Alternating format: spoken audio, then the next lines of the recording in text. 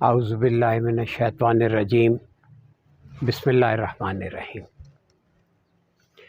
آج ہم جس بات کو کرنے لگے ہیں وہ یہ ہے کہ یہ روحانیت، انسانیت اور حیوانیت، ان تین میں کیا فرق ہے؟ روحانیت کیا ہے، انسانیت کیا ہے اور حیوانیت کیا ہے؟ دیکھیں، انسان کو اللہ رب کریم نے اس طرح سے تخلیق کیا ہے کہ اس میں یہ تینوں درجے رکھے۔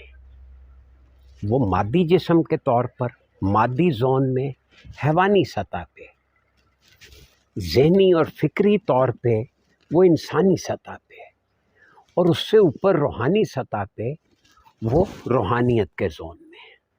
اب یہ تین زونز کو ایک ساتھ کیسے ہارمونائز کر کے، کمبائن کر کے ہم نے چلنا، یہ وہ الجھاؤ یا پیچیدگی ہے جو ہمارے ذہنوں میں واضح نہیں ہے۔ کبھی ہم چاہتے تو ہیں کہ حیوانی سطح سے اوپر اٹھیں، لیکن جب ہم حیوانی سطح سے اوپر اٹھتے ہیں تو پھر ہمیں انسانیت سے مزید اوپر اٹھ کے روحانی سطح تک جانے کا راستہ نہیں ملتا۔ میں کوشش کروں گا کہ آپ کو یہ آسان الفاظ میں یہ تینوں درجے واضح کروں۔ دیکھیے، کوئی بھی تخلیق جو ہے وہ دو رخوں پر قائم ہے، ایک مقصد اور ایک تقاضے۔ یہ تقاضے کیا ہیں، اس کی ایک مثال میں کئی بار عرض کر چکا ہوں، آپ دوبارہ سن لیجئے کہ گاڑی ہے، گاڑی کا مقصد ہے پیسنجرز کو یا سامان کو ایک جگہ سے دوسری جگہ منتقل کرنا۔ اس مقصد کے حصول کے لیے گاڑی کو کچھ تقاضے پورے کرنے ہیں، مثلا اسے پیٹرول چاہیے، اسے تیزاب چاہیے، اسے پانی چاہیے، اسے ہوا چاہیے، اسے انجن آئل چاہیے، اسے بریک آئل چاہیے، اسے گیئر آئل چاہیے، اس کو اپنے ٹائروں میں وہ جو پہیے ہیں اس کے اندر گریس بھی چاہیے۔ یہ اس کے تقاضے ہیں۔ اب یہ تقاضے اور مقاصد کو جب آپ کلیئر کر لیتے ہیں تو آپ کو یہ آئیڈینٹیفائی کرنا بہت آسان ہو گیا۔ وہ ایک جملے میں یہ بات مکمل ہو جاتی ہے۔ وہ کیا ہے جملہ؟ کہ جب ہم صرف تقاضوں کا تعاقب کرتے ہیں، ہم صرف تقاضے پورے کرنے میں لگے رہیں اور اپنے مقصد سے بے خبر ہو جائیں تو وہ کیا ہوا؟ یہ حیوانی سطح ہوئی۔ دیکھیں نا، حیوانات کیا کر رہے ہیں؟ انہیں نہیں پتا کہ وہ کس مقصد کے لیے ہیں، انہیں نہیں معلوم کہ وہ کیوں ہیں، انہیں یہ نہیں پتا کہ وہ اپنے کس پرپز کو سرو کر رہے ہیں۔ وہ صرف اپنا چر لیا تو کھا لیا تو پی لیا اور آگے ریپروڈیوس کر لیا۔ یہ حیوانی سطح ہے۔ جب ہم صرف تقاضوں کی تکمیل میں پڑے رہتے ہیں، نتیجہ تقاضوں کے لیے ہمیں وسائل چاہیے، تقاضوں کو پورا کرنے کے لیے وسائل درکار ہے۔ جب ہمارا ذہن وسائل کی فراہمی میں منہمک ہو جاتا ہے تو اور ہم مقصد ہم سے مخفی ہو جاتا ہے یا چھپ جاتا ہے، یا مقصد جو ہے ہم پہ واضح نہیں رہتا، تو کیا ہوتا ہے؟ ہم کون سی سطح پہ ہوئے؟ ہم حیوانی سطح پہ ہوئے۔ لیکن اگر ہم اپنے تقاضوں کے ساتھ ساتھ اپنے مقصد کی طرف بھی متوجہ رہیں، تقاضوں کی تکمیل کرتے ہوئے مقصد کو بھی اچیو کریں، تو کیا ہوا؟ ہم حیوانی سطح سے بلند ہونا شروع ہو گئے۔ جوں ہم اپنے مقصد میں انہماک پیدا کریں گے اور ساتھ ساتھ اپنے مادی تقاضوں کو، اپنے ذہنی تقاضوں کو ایک روٹین میں پورا کر رہے ہوں گے، تو کیا ہوئے؟ ہمیں مقصد کا شعور ہوگا۔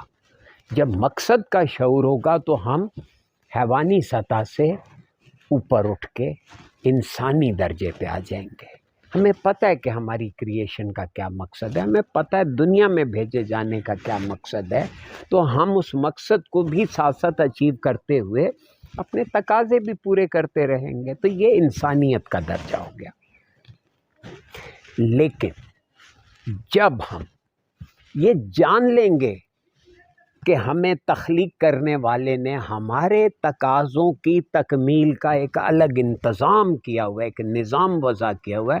ہمارا نظام، وہ نظام جو ہے ہمارے تقاضوں کو پورا کرنے کے لیے وسائل کی فراہمی کا خود پابند ہے۔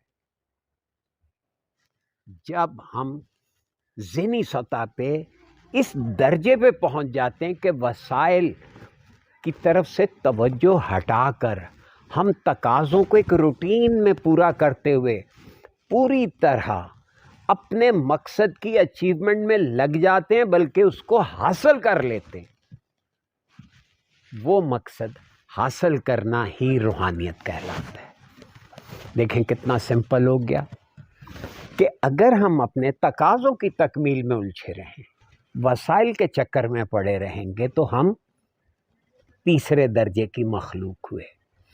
اگر ہم تقاضوں کی تکمیل کے ساتھ ساتھ وسائل کو خوش دلی سے استعمال کرتے ہوئے اپنے مقصد کی تکمیل کے لیے کوشاں ہو جائیں گے تو ہم حیوانی سطح سے ابھر جائیں گے، اور ابھر کر ہم انسان بن جائیں گے۔ لیکن انسانیت سے بھی اوپر کا درجہ تب حاصل ہوگا جب ہم ان تقاضوں کی تکمیل کے لیے وسائل فراہم کرنے والی ہستی سے ربط قائم کر کے وسائل کی فراہمی اس پہ چھوڑ دیں گے۔ دیکھیں نا، گاڑی اگر اپنے پیٹرول کی انتظام کے لیے خود پریشان ہونا شروع کر دے تو وہ منزل کی طرف تو نہیں جائے گی۔ گاڑی میں پیٹرول اس کے مالک نے ڈالنا۔ آپ اپنے مقصد کی اچیومنٹ کے لیے جب ہمہ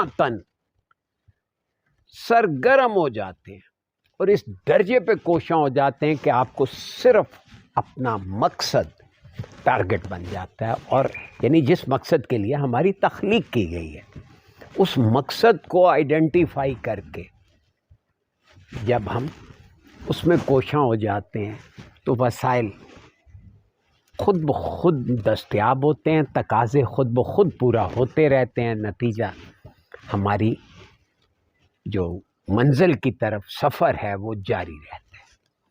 دیکھیں نا، مقصد کیا ہے؟